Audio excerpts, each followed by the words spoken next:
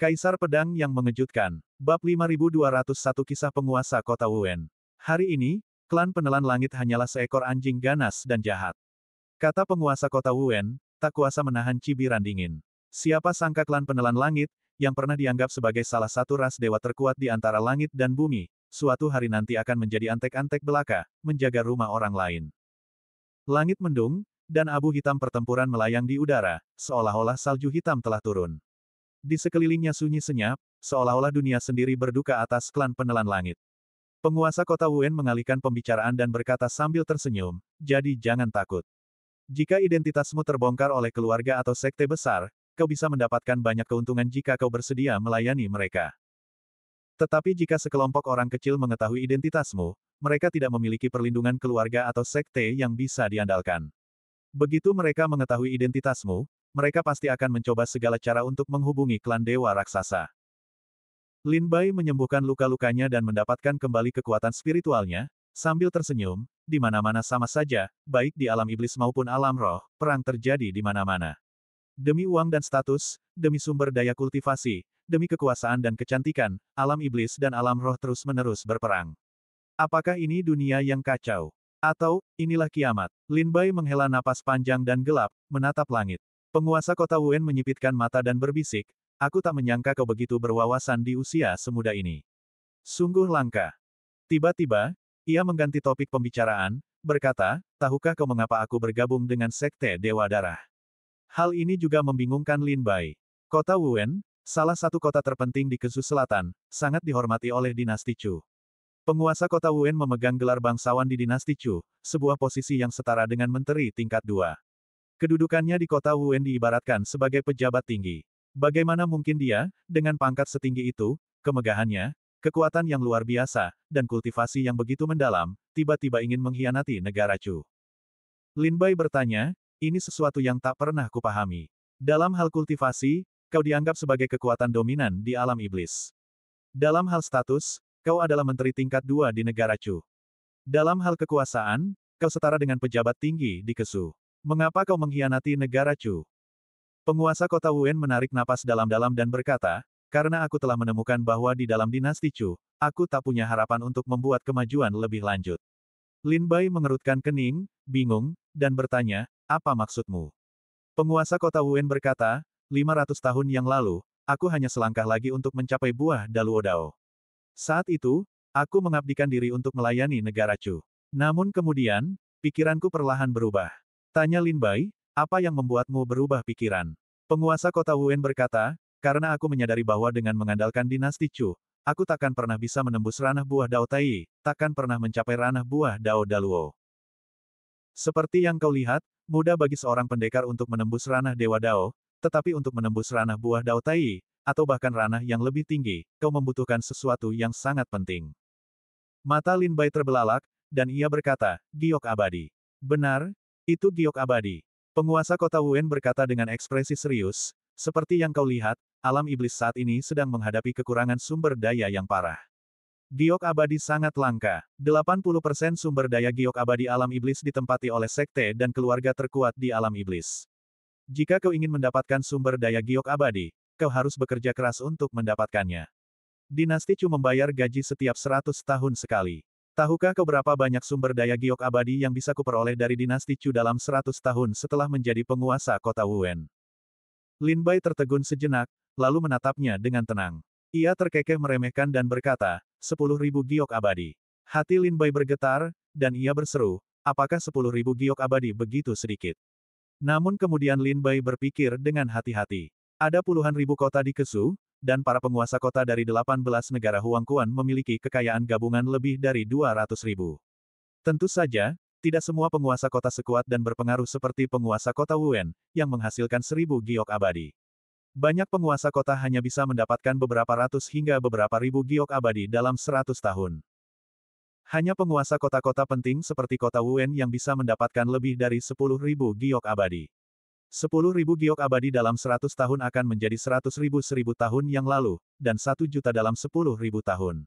Lin Bai berbisik, jika kau hitung dengan cermat, itu sebenarnya cukup banyak. Seorang pejuang di alam Tai Dao Guo dapat hidup setidaknya selama 10.000 tahun. 10.000 tahun bisa memberimu 1.000.000 giok abadi. Penguasa kota Wen tertawa getir dan berkata, Lin Bai, kau masih terlalu muda. Kau tidak tahu betapa kejamnya dunia ini. Kau tahu kota Wen adalah salah satu kota penting di Kesu. Tahukah kau bahwa untuk menjadi penguasa kota Wen, kau harus terlebih dahulu memiliki kultivasi alam Tai Dao Guo. Petik 2. Lalu, tahukah kau berapa tahun yang dibutuhkan seorang pendekar untuk menerobos dari alam Dao Shen ke alam Tai Dao Guo?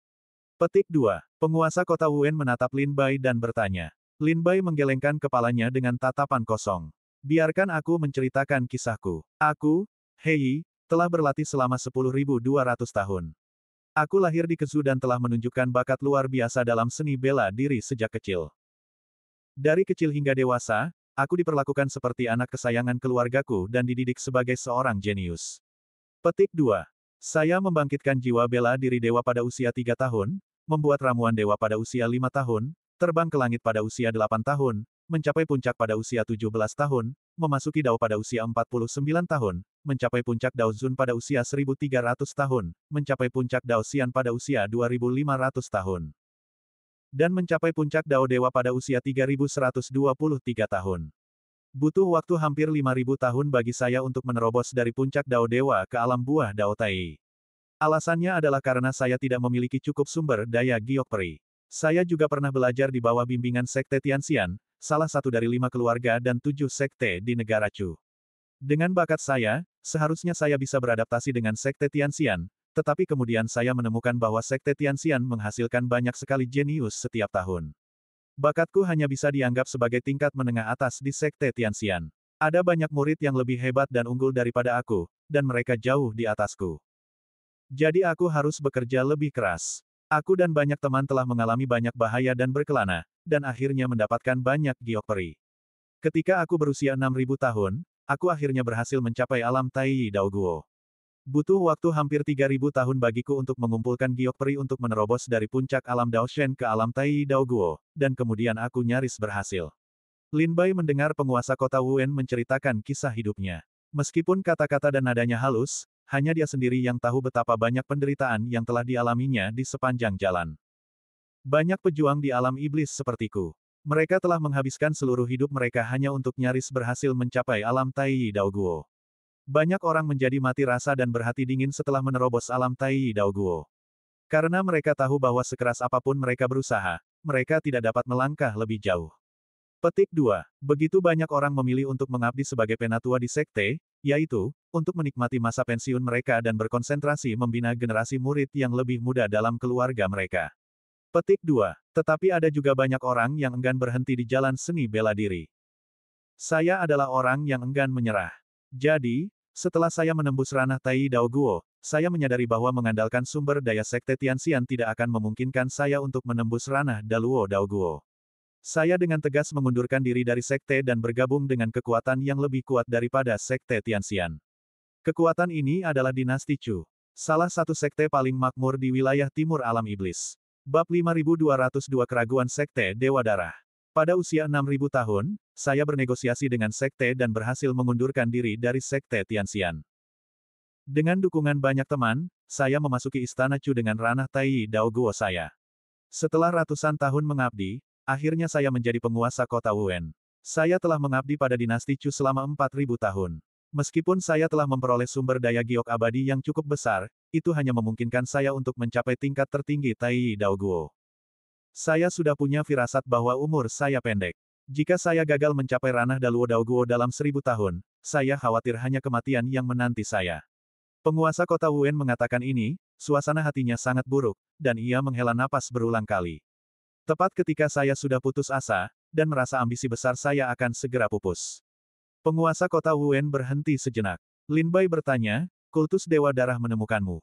Dan memberitahumu bahwa, saraf darah, milik kultus Dewa Darah dapat membawamu lebih jauh lagi.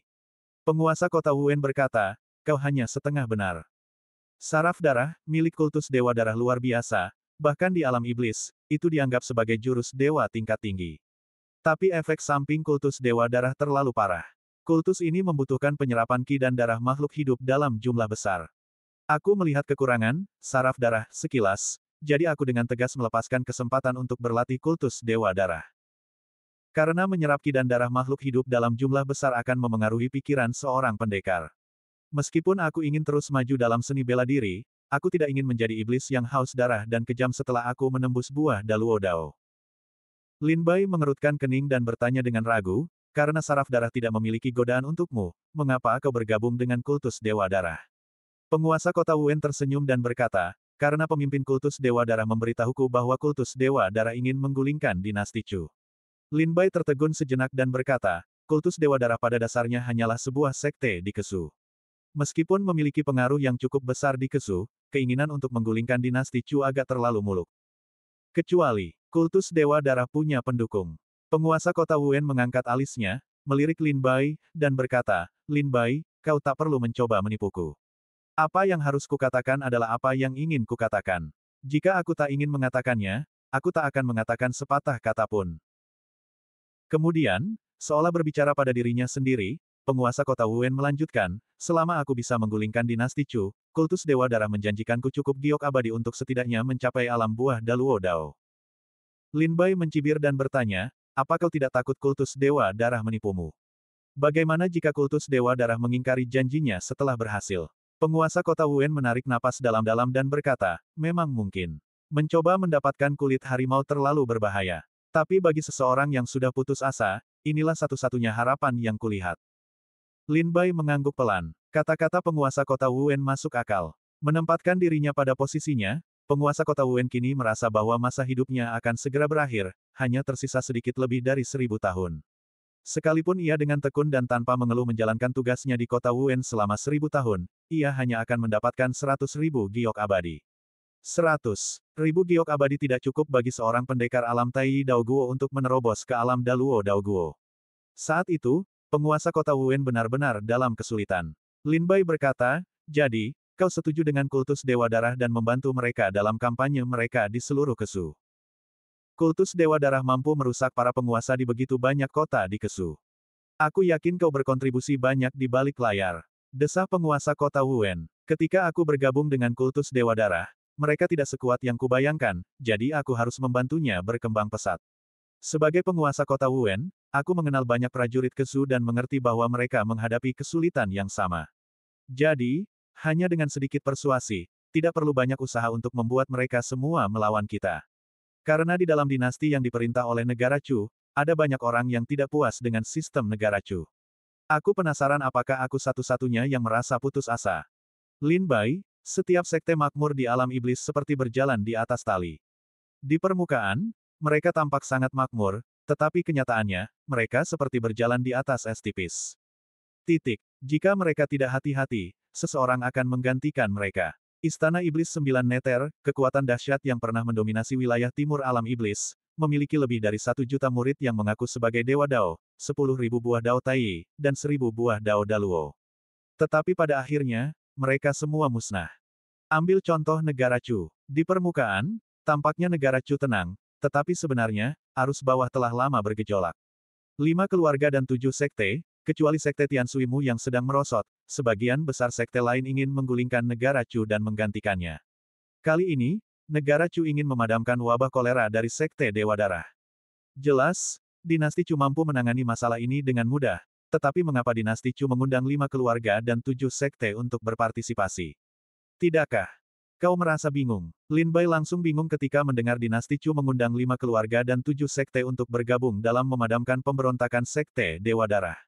Sekte Dewa Darah, betapapun kuatnya, hanyalah sebuah sekte yang merajalela di Kesu. Meskipun kehancuran Chu tidak akan mudah, itu pasti bisa diatasi. Jadi mengapa mengundang 5 keluarga dan 7 sekte untuk bergabung dengan mereka? Penguasa kota Wen terkekeh, ini adalah peringatan Kaisar Chu kepada para anggota berpengaruh dari 5 keluarga dan 7 sekte untuk datang ke Kesu dan melihat sendiri konsekuensi dari mengkhianati Chu. Ulang tahun ke-10.000 Kaisar Chu akan segera tiba, beliau sama sekali tidak ingin masalah melanda wilayah Chu saat ini. Kali ini, kehancuran sekte Dewa Darah adalah kesempatan sempurna untuk memberi peringatan. Kata-kata penguasa kota Wen tiba-tiba terngiang di benak Lin Bai.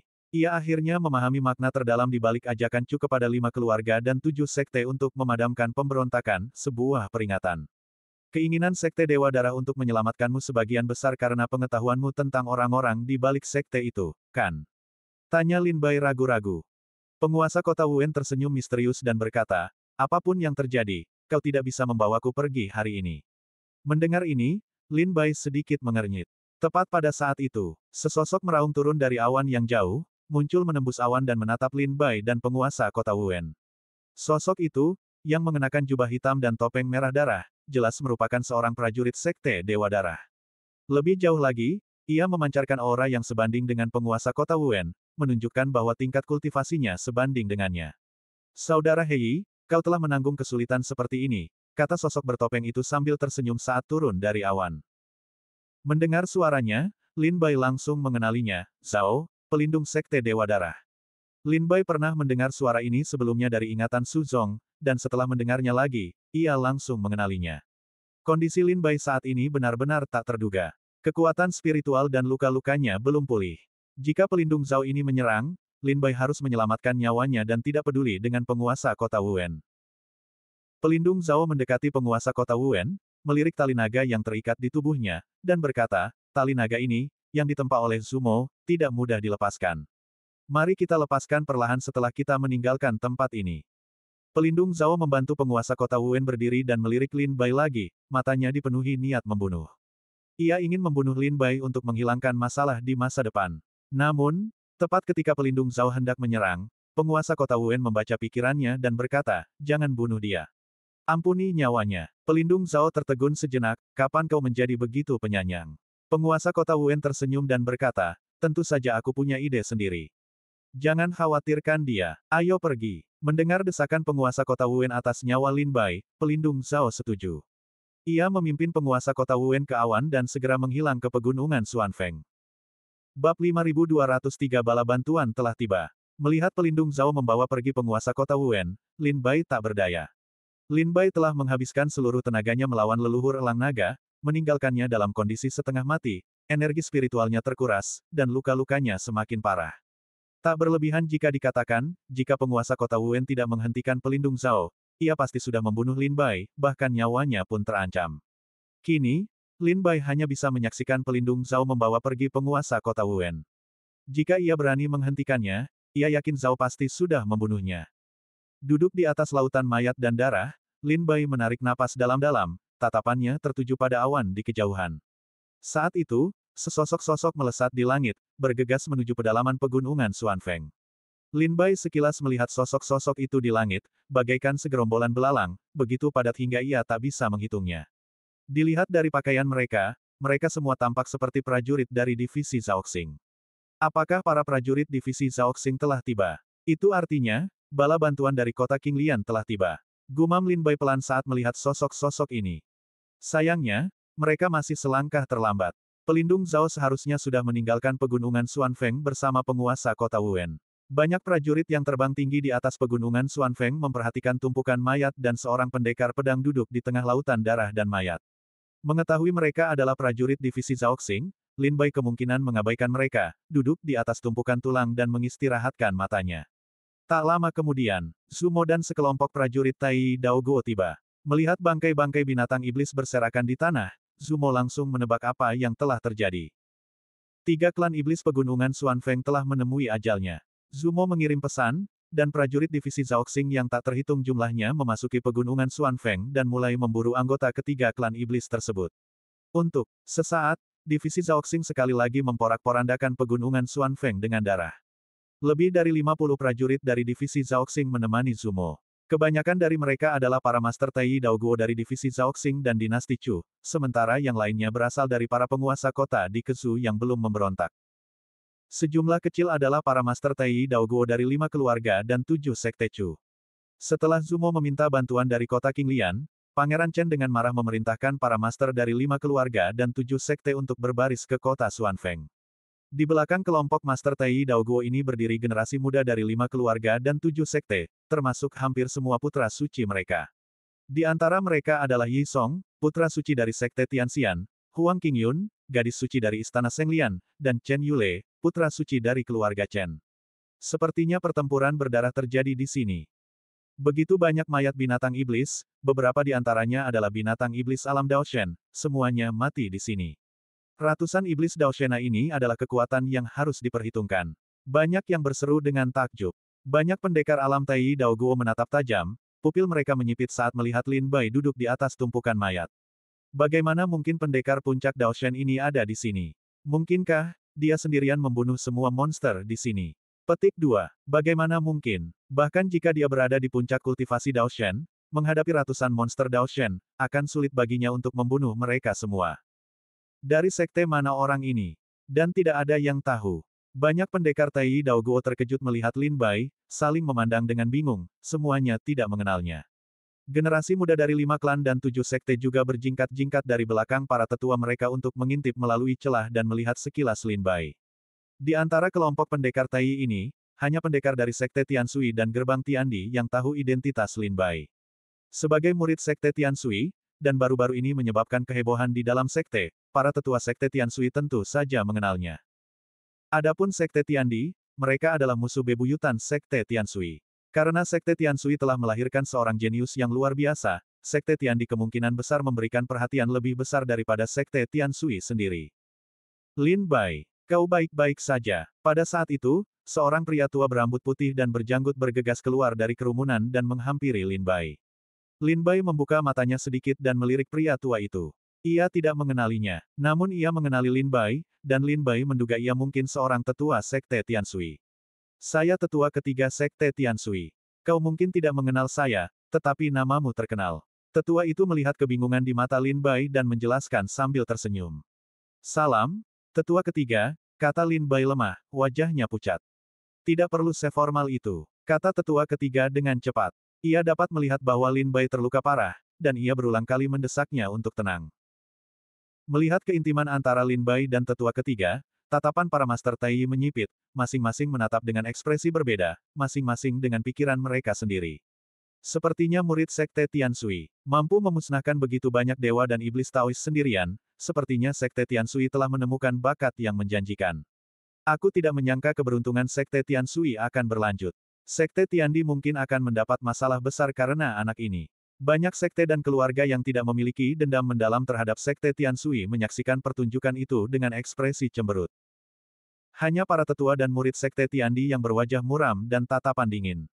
Saat itu, Zumo berjalan turun dan bertanya, Lin Bai, para prajurit dari divisi Zhaoxing melaporkan bahwa kau telah menculik penguasa kota Wuwen. Di mana penguasa kota Wuwen sekarang? Lin Bai tersenyum getir, menggelengkan kepala, dan berkata, maafkan aku, Zumo, aku gagal menjaga keamanan penguasa kota Wuwen. Aku tak mampu menjaganya, dan ia diselamatkan.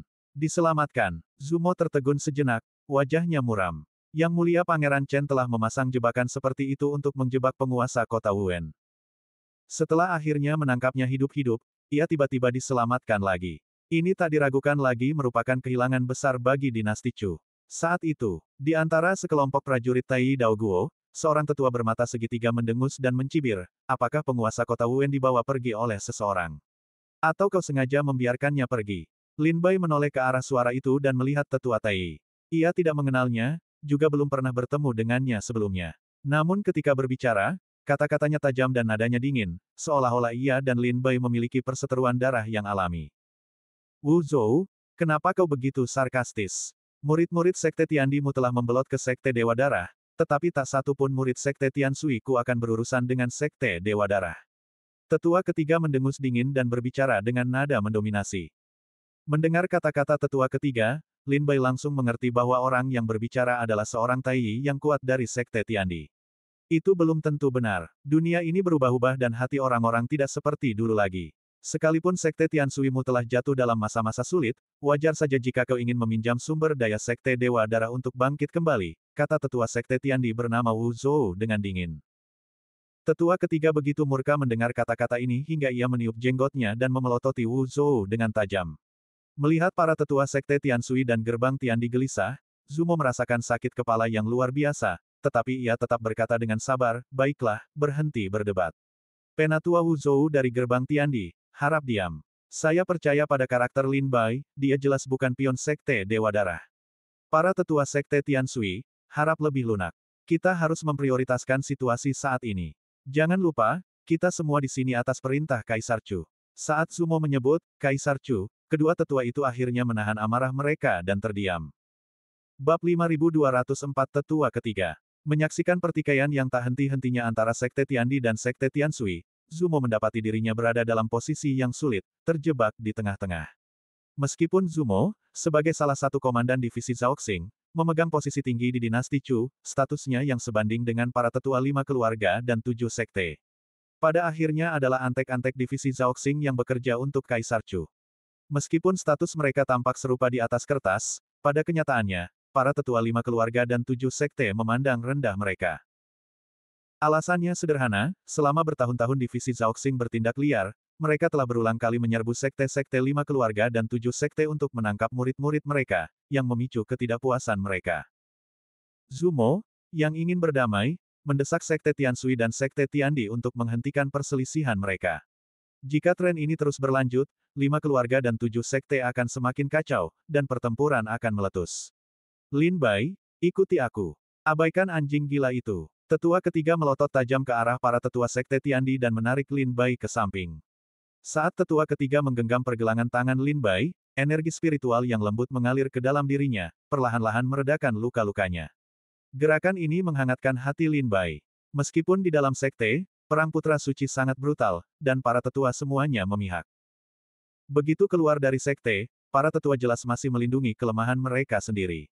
Zumo berkata, teman-teman dari 5 keluarga dan 7 sekte, silakan kembali ke kota Xuanfeng untuk beristirahat. Para prajurit dari divisi Zhaoxing akan tetap tinggal dan membantu saya menyelidiki pegunungan Xuanfeng. Setelah kami menyelidiki situasi secara menyeluruh, kami akan kembali ke kota Qinglian. Setelah mendengar kata-kata Zumo, para prajurit kuat dari 5 keluarga dan 7 sekte berangkat bersama murid-murid mereka. Lin Bai mengikuti tetua ketiga kembali ke kota Xuanfeng. Di dalam kota Xuanfeng, banyak prajurit dari divisi Zhaoxing sedang membersihkan medan perang, mengumpulkan mayat-mayat yang tersebar di seluruh kota untuk dikremasi. Semua prajurit di kota Xuanfeng telah dibantai secara brutal oleh Sekte Dewa Darah, dan kemungkinan besar tidak ada yang peduli dengan jasad mereka. Hasil terbaik adalah kebakaran. Lin Bai mengikuti tetua ketiga kembali ke kota Xuanfeng dan bertemu dengan prajurit Taois lain dari Sekte Tiansui. Melihat sekeliling, Lin Bai tidak melihat Qin Yao, Qiao Mo, Yi Gu, dan yang lainnya. Penasaran, ia bertanya, "Tetua, beberapa teman saya mengikuti tetua ketiga ke Kesu. Saya ingin tahu apakah mereka baik-baik saja." Anda bertanya tentang Yi Gu, Qiao Mo, Qin Yao, dan yang lainnya, kan? Tetua ketiga berkata sambil terkekeh, "Jangan khawatir. Setelah tiba di kota Qinglian, mereka menyamar atas perintah Yang Mulia Pangeran Chen untuk membantunya menyelidiki pergerakan Sekte Dewa Darah di Kesu." Lin Bai tiba-tiba menyadari bahwa mereka sudah melayani Yang Mulia Pangeran Chen, tidak heran ia tidak melihat mereka kali ini. Serbuan besar-besaran para prajurit divisi Zhaoxing ke Kesu telah menjadi peristiwa yang terkenal. Para murid dari 5 keluarga dan 7 sekte kita tidak hanya sangat terampil, tetapi juga relatif kurang dikenal, sehingga mereka lebih cocok untuk Kesu, kata tetua ketiga sambil tersenyum. Lin Bai dan tetua ketiga berdiri di reruntuhan sementara para murid Sekte Tiansui berkumpul dari seluruh kota Xuanfeng. Lin Bai memperhatikan bahwa beberapa dari mereka terluka dan tampak murka.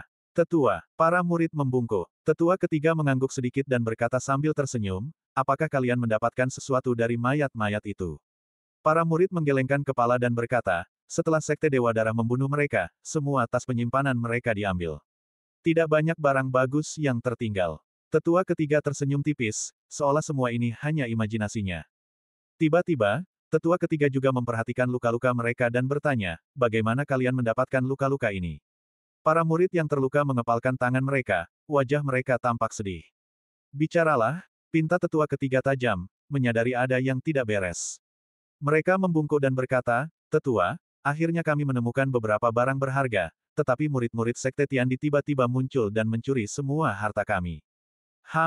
Sekte Tiandi, mereka hanya sekelompok idiot. Umpat tetua ketiga dengan marah. Ia kemudian berkata kepada para prajurit yang terluka, "Kalian benar-benar mengecewakan.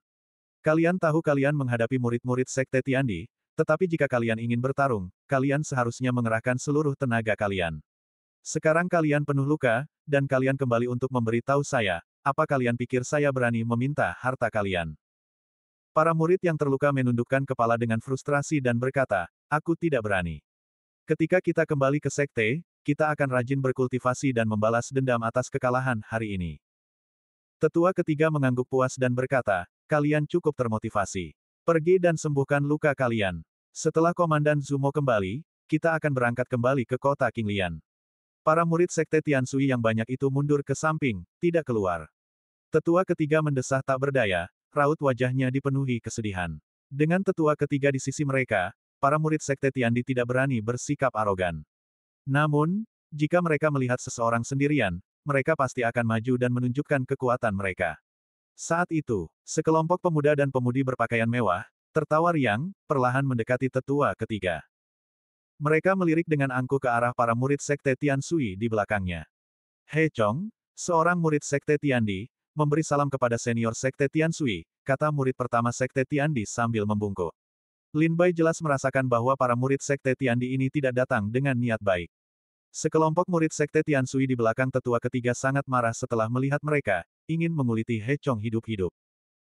Meskipun Sekte Tianshui dan Sekte Tiandi telah lama berselisih, tetua ketiga tidak melihat alasan untuk berdebat dengan generasi muda. Ia terkekeh, apa yang membawa kalian ke sini, anak muda? Prajurit bernama He Chong itu tersenyum, lalu mengeluarkan sebuah kotak harta karun dari tas penyimpanannya. Senior, katanya, adik saya, yang tidak menyadari bahwa murid-murid Sekte Tianshui sedang mengeruk harta karun dari mayat, turun tangan, menyinggung dan mengganggu sekte Anda. Setelah mengetahui hal ini, saya menegur mereka dan memberikan harta karun yang telah dikeruk murid-murid Anda. Wajah tetua ketiga menjadi muram setelah mendengar ini. Mengeruk harta karun dari mayat.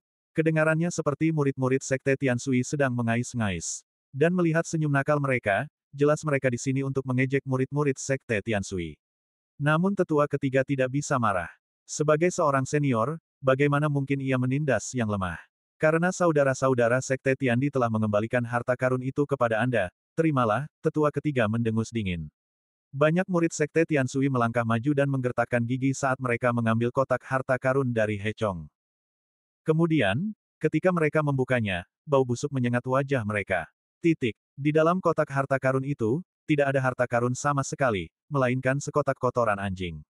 Aduh, bau apa ini? He Chong mengerutkan kening, melangkah maju untuk melihat, dan berseru, ini. Senior, aku benar-benar tidak tahu kalau murid-murid sektemu punya hobi seperti itu. Hobi mengumpulkan kotoran anjing. Tetua ketiga sangat marah hingga wajahnya memucat. Murid-murid lain juga geram, menunjuk He Chong dan berteriak, seorang pria terhormat bisa dibunuh tapi tidak bisa dipermalukan. Murid-murid Sekte Tiandi, serahkan nyawa kalian padaku. Bab 5205 Penghinaan. Lin Bai melirik kotak giok di tangan murid Sekte Tiandi. Kotak itu sangat indah dan elok, seolah berisi sesuatu yang berharga. Namun ketika ia membukanya, ia terkejut menemukan setumpuk kotoran anjing di dalamnya. Hal ini membuat Lin Bai terdiam. Prajurit macam apa yang begitu tega mengumpulkan kotoran anjing? Jelas bahwa murid-murid Sekte Tiandi sengaja mencoba mempermalukan murid-murid Sekte Tianshui. Tetua ketiga melihatnya, begitu pula banyak murid Sekte Tianshui, dan Lin Bai bahkan lebih melihatnya lagi. Seorang prajurit bisa dibunuh, tetapi tidak bisa dipermalukan. Murid-murid Sekte Tiandi, serahkan nyawa kalian. Para murid Sekte Tianshui, bulu kuduk mereka berdiri, sangat marah. Mereka menghunus senjata suci dan kekuatan magis mereka, lalu menyerang murid-murid Sekte Tiandi. Para murid Sekte Tiandi jelas telah bersiap. Melihat serangan murid-murid Sekte Tianshui, mereka mencibir dan langsung bergabung dalam pertarungan. Tetua ketiga tidak ikut campur, membiarkan mereka melanjutkan. Bang, bang, bang. Setelah serangkaian pertempuran sengit, para murid Sekte Tianshui dengan cepat dikalahkan. Lebih dari selusin murid Sekte Tianshui, masing-masing terluka parah, ambruk di samping tetua ketiga, meratap kesakitan. Seandainya tetua ketiga tidak hadir, para murid Sekte Tianshui ini kemungkinan besar akan binasa. Betapa tidak tahu terima kasihnya kalian, para murid Sekte Tianshui. Kami mengembalikan harta kalian dengan niat baik, namun kalian malah menghunus pedang melawan kami. Sungguh tidak masuk akal. Benar, bagaimana mungkin ada orang yang tidak tahu terima kasih seperti itu di dunia ini? Setelah menghajar para murid Sekte Tianshui, para murid Sekte Tiandi mengejek mereka dengan lebih sarkastis. Tetua ketiga mengepalkan tinjunya dengan marah, tetapi sebagai senior, statusnya mencegahnya memberi pelajaran kepada para junior ini. Ia memendam kebencian yang mendalam terhadap para murid Sekte Tiandi, namun di saat yang sama, ia merasakan dendam tertentu terhadap para murid Sekte. Ini sungguh memalukan. Puluhan orang telah menyerbu ke depan, dan semuanya terluka parah. Sementara itu, tak satu pun lawan mereka terluka. Senior, maafkan aku. Kau melihatnya. Murid-murid sektemu yang menyerang lebih dulu. He Chong tersenyum, menangkupkan tinjunya dan berkata kepada tetua ketiga. Mereka menyerang lebih dulu, memaksa murid-muridku untuk melawan. Kami tak menyangka mereka akan tumbang semudah itu. Kami bahkan tak perlu mengerahkan tenaga, dan mereka sudah terluka parah. Seandainya kami tahu ini akan terjadi, seharusnya kami melawan dengan lebih lembut. Kata-kata He Chong terdengar seperti permintaan maaf, tetapi kenyataannya, mereka mundur untuk semakin mempermalukan murid-murid Sekte Tianshui. Tetua ketiga memelototi He Chong dengan amarah. Dengan kultivasi buah tai dao tingkat tingginya, ia bisa saja menghancurkan He Chong dengan satu jari. Namun tetua ketiga tidak bisa melakukan itu. Jika ia menyerang seorang junior, kabar akan menyebar, dan Sekte Tiandi akan menangkapnya dan menimbulkan masalah. He Chong dan murid-murid Sekte Tiandi lainnya tahu tetua ketiga tidak akan berani menyerang, itulah sebabnya mereka bertindak begitu gegabah, merasa percaya diri. Namun, karena musuh telah datang ke pintu mereka, memprovokasi, jika tetua ketiga tidak merespons, Sekte Tianshui akan kehilangan muka yang sangat besar. Tetua ketiga mengangkat kepalanya dan melihat sekeliling, melihat banyak prajurit dari berbagai sekte dan keluarga telah berkumpul. Para murid muda dari 5 keluarga dan 7 sekte telah mendengar suara pertempuran dan datang dari segala penjuru untuk menyaksikan setiap gerakan Sekte Tiandi dan Sekte Tianshui. Chen Yule dari keluarga Chen, Yi Song dari Sekte Tianxian, Huang Qingyun dari Istana Senglian, dan para santo lainnya juga berdiri dan menonton. Jika Sekte Tianshui kalah hari ini, sungguh memalukan. Mata tetua ketiga membelalak karena marah. Ia tidak bisa mengambil tindakan terhadap para murid Sekte Tiandi, jadi ia hanya bisa mendengus pada para murid Sekte Tianshui, sekelompok orang tak berguna, benar-benar menyusahkanku. Tetua ketiga hanya terdiam, berdiri di samping dengan acuh tak acuh. Melihat tetua ketiga tidak menanggapi, He Chong dan murid-murid Sekte Tiandi lainnya tidak tahu harus berkata apa, jadi mereka tersenyum canggung dan berkata, karena harta karun itu telah dikembalikan, kami pamit. Saudara-saudara, ayo pergi. He Chong berbalik dengan senyum puas dan hendak pergi. Tetua ketiga sangat marah, mengelus jenggotnya dan melotot tajam, tetapi tidak ada yang bisa ia lakukan. Murid-murid dari 5 keluarga dan 7 sekte yang sedang menonton pertunjukan di dekatnya, melihat murid-murid Sekte Tiandi hendak pergi, tersenyum diam-diam, melirik murid-murid Sekte Tianshui dengan sedikit simpati, dan hendak berbalik dan pergi juga.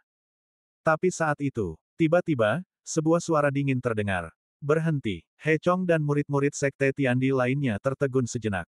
Menoleh ke belakang, mereka melihat Lin Bai, penuh luka, pucat, dan lemah, berjalan keluar dari belakang tetua ketiga. Tetua ketiga berbisik kepada Lin Bai, jangan impulsif. Kau masih terluka. Lin Bai tersenyum dan berkata, Tetua, aku mengerti. Apakah kakak senior ini punya saran? Tanya He Chong sambil tersenyum.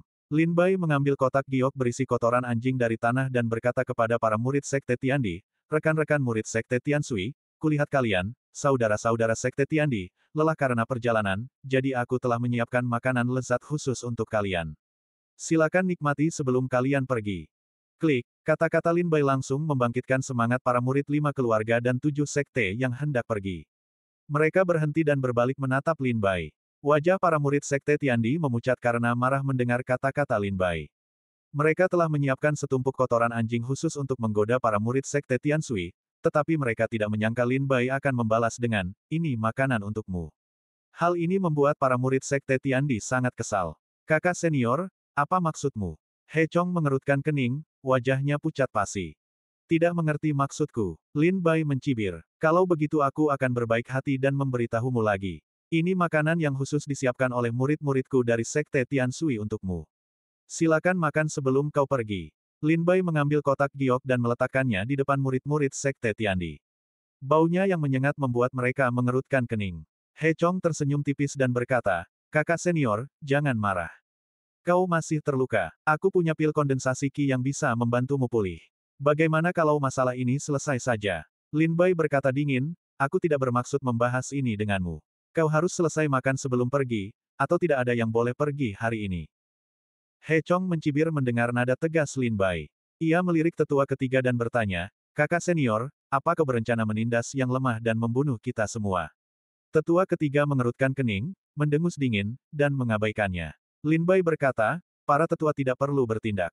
Aku bisa melakukannya sendiri. He Chong seolah mendengar lelucon paling lucu di dunia dan tertawa terbahak-bahak, hahaha. Kakak senior, oh kakak senior, jangan bilang kau terluka parah sekarang. Sekalipun kau tidak terluka, kau sama seperti kami, hanya memiliki tingkat kultivasi puncak Dewa Dao. Lagi pula, kami lebih banyak. Jika kami benar-benar bertarung, aku khawatir kau tidak akan mendapat manfaat apapun. Kenapa tidak kita akhiri saja? Kita pergi sekarang. Setelah mengatakan itu, He Chong hendak pergi tanpa menoleh ke belakang. Wajah Lin Bai menjadi gelap, dan matanya berkilat niat membunuh. Satu pertanyaan terakhir, kau mau memakannya atau tidak? Bas, angin sepoi-sepoi bertiup di langit dan bumi, bercampur dengan niat membunuh yang kuat, membuat semua prajurit di sini merasa kedinginan.